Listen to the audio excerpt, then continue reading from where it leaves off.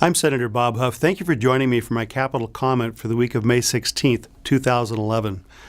Well, Monday saw the release of the governor's May revision. You'll recall he puts out a budget in January, and then normally we hold budget committees, and then in May we get the final estimates of what the revenues are.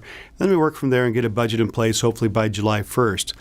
Well, I told you last week that the May revision should have at least $2.5 billion extra for our fiscal year we're in right now, and maybe another $2.5 or $3 billion for next fiscal year. Well, we exceeded expectation. The number is actually 6.6, which is estimated now, and some believe that's a conservative number.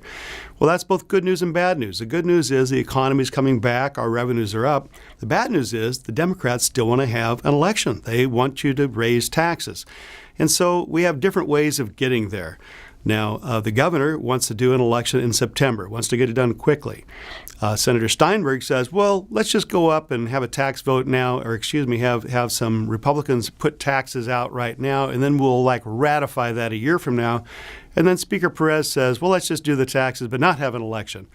So far, we believe the governor has promised, we know he's promised not to do the taxes without a vote of the people. We believe he's going to stick to that.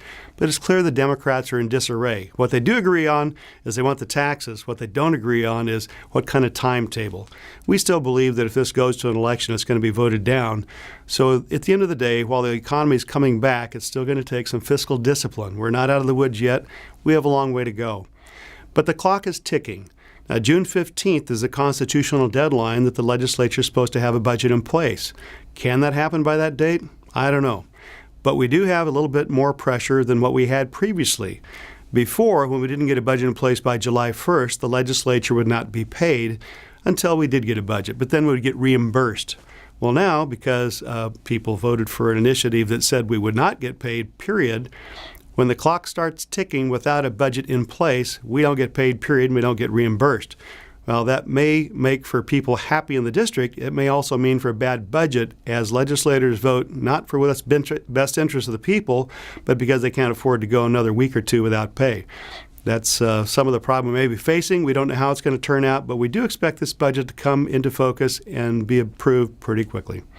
Thanks for joining me. I'm Senator Bob Huff.